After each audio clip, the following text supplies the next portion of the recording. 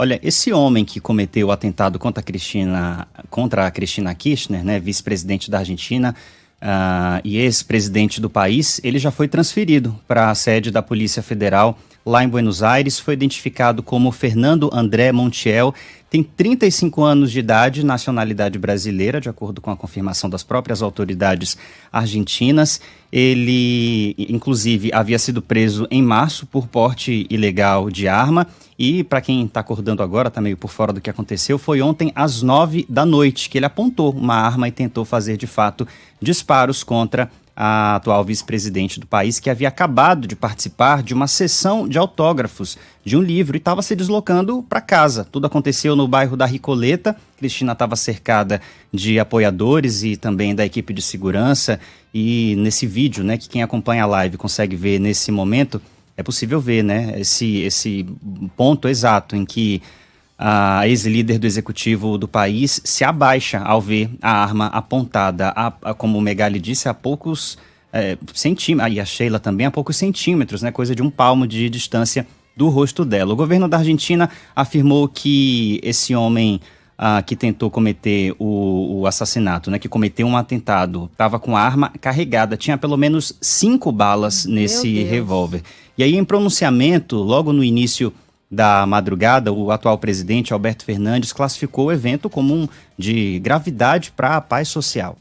Estamos ante un hecho que tiene una gravedad institucional y humana extrema. Se ha atentado contra nuestra vicepresidenta y la paz social ha sido alterada. La Argentina no puede perder ni un minuto más. Ya no hay tiempo. Es necesario desterrar la violencia y el odio del discurso político y mediático y de nuestra vida en sociedad. Pouco depois foi anunciado que está declarado feriado nacional na Argentina depois dessa situação por lá. O jornalista e sociólogo argentino Dario Mizrahi afirmou que agora Kirchner é o centro do noticiário político mundial e na Argentina monopoliza o espaço do peronismo. Cristina Kirchner volta ao centro da cena política. Hoje, toda a política da Argentina gira em torno dela, alguns falando a favor, outros contra. E para que essa situação, sem dar lugar a dúvidas, a está ajudando? Para ser a figura dominante e exclusiva dentro do peronismo. E a gente lembra, né, que na semana passada o Ministério Público da Argentina acusou a Cristina Kirchner de ter chefiado uma associação para cometer fraude contra o Estado no período em que ela esteve à frente da Casa Rosada, sede do governo da Argentina, entre 2007 e 2015. Isso por supostamente ter dirigido contratos milionários para obras rodoviárias na província de Santa Cruz. A promotoria pediu 12 anos de prisão, além da inabilitação perpétua para o exercício de cargos públicos. A defesa da Cristina Kirchner nega as acusações. A gente ainda vai ver o desenrolar, né, dessas investigações para entender qual teria sido a motivação dessa tentativa de assassinato, um atentado.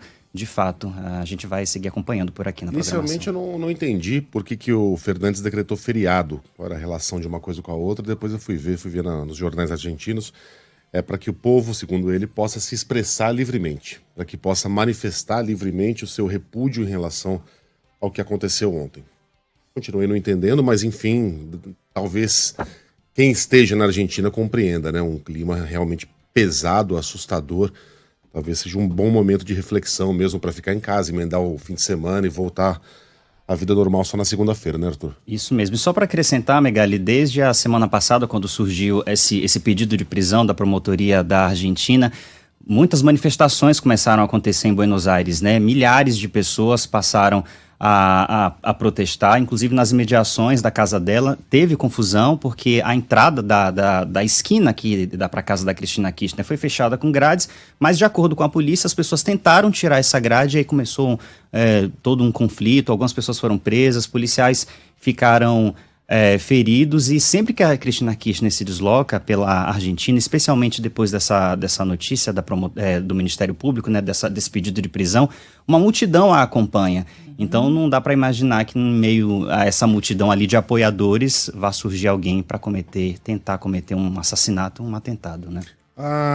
E é o que a Sheila disse fora do ar aqui, se essa arma não falha, a gente veria um assassinato sanguinolento ao vivo, transmitido a centímetros, né? Uma cena brutal, lembrando um pouco o assassinato colocando, obviamente, as coisas, todas elas em devida proporção, o assassinato do Lee Harvey Oswald, o assassino de John Kennedy nos Estados Unidos, que enquanto era transferido foi surpreendido por um homem que também era um bandidão, era um cara envolvido lá em prostituição ilegal, era dono de boates em que acontecia exploração sexual, um cara chamado Jack Ruby, que foi lá usando um chapéu e meteu 2 tiros na barriga do Lee Harvey enquanto ele era transferido, e tudo isso foi transmitido ao vivo na TV americana. TV americana, você não podia falar uns palavrões mais leves, você não podia falar diabo, a palavra diabo.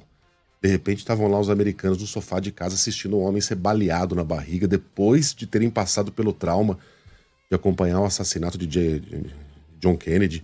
Remete imediatamente, né? Mesmo com todas as diferenças que você pontuou, né? Guardando todas as proporções, claro. Proporções, contextos completamente diferentes, mas remete imediatamente mesmo, Megali. Minha nossa, graças a Deus que essa arma não funcionou. Você imagina que crise diplomática. Do Kennedy, né? Que foi assim, numa certa distância, mas aquilo foi tão chocante de ver o sangue ali, né? Jorrando. Claro que numa distância terrível. Você imagina, seria uma releitura latina. Que horror, gente, não dá nem pra imaginar. Tem uma ouvinte, Megali, Sheila, que tá questionando o seguinte, ó, Ana Maria. Gente, não é uma falha significativa da segurança de Cristina Kirchner? A gente pode até repassar essa pergunta daqui a pouco, saber o que é que a imprensa argentina tá falando sobre isso com a nossa entrevistada de daqui a pouco, né? É claro que é. É claro que vão dizer que é, mas você não consegue manter um político completamente isolado, 100%, né? Um dia desses, um cara que tava fazendo o Cooper lá em Paris se esbarrou no presidente Macron. Quase derrubou o Macron. Cara, o que tá acontecendo? Atentado? Não, era só um corredor distraído. Você imagine, um corredor distraído conseguiu esbarrar acidentalmente no presidente da França. Isso acontece, né? Gente, o que aconteceu com Shinzo Abe, bem recentemente. Verdade, Sheila. Não é? Sim. Gente, a morte do Shinzo Abe depois de ser baleado. Chocou todo mundo também, né? Esfaqueamento do Bolsonaro. Você não vai conseguir manter uma pessoa completamente isolada, especialmente uma pessoa pública. Mas é uma ótima pergunta pra gente fazer pra nossa entrevistada.